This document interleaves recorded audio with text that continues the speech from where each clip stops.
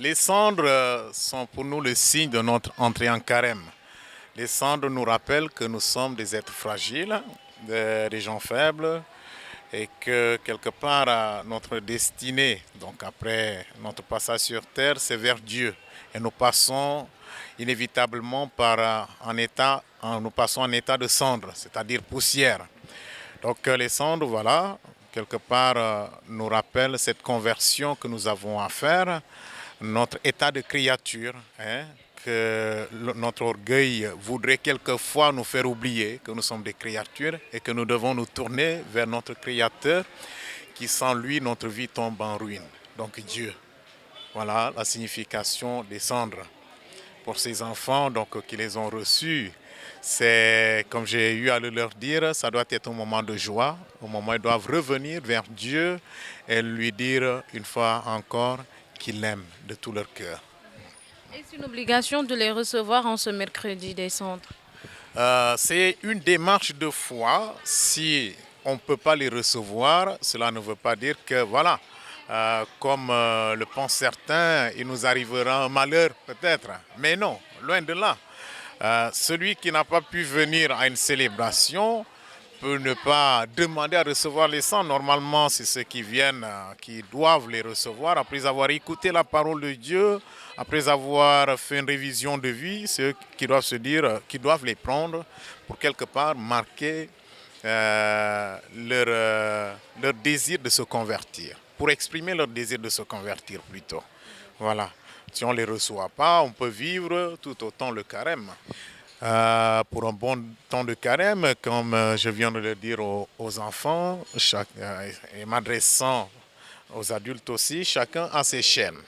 Hein? C'est à chacun de voir là où Dieu peut lui délier ses chaînes. Par l'écoute de la parole de Dieu, c'est dire, ma vie est comme ça, j'ai tendance à ne pas vivre de manière conforme à ce que m'enseigne l'Évangile.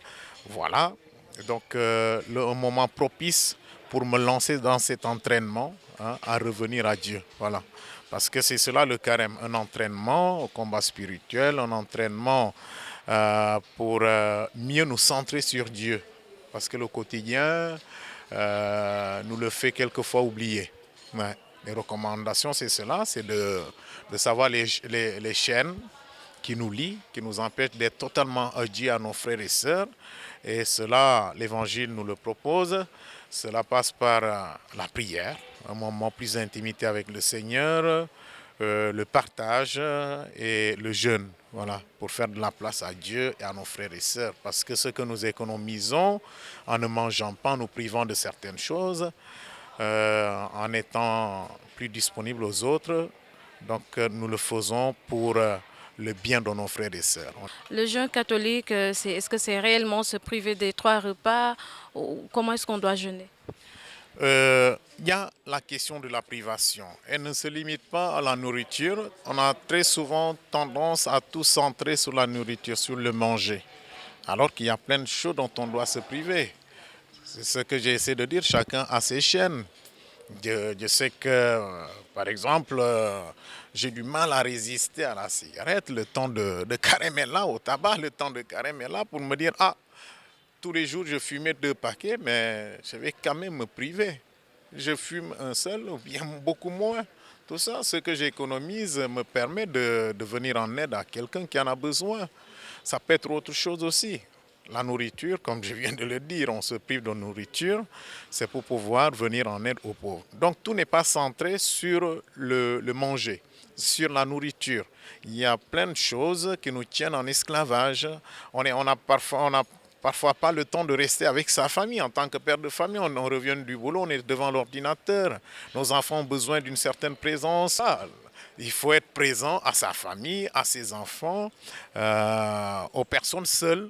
Voilà, nous avons des gens qui sont seuls dans la vie, qui ont besoin, voilà, de notre temps aussi. Donc c'est une forme de privation. Je voulais aller faire un tour à tel endroit, mais je me prive de ça pour aller voir une autre personne. Hein. Lui exprimer donc le bonheur, l'amour que je lui porte du moins.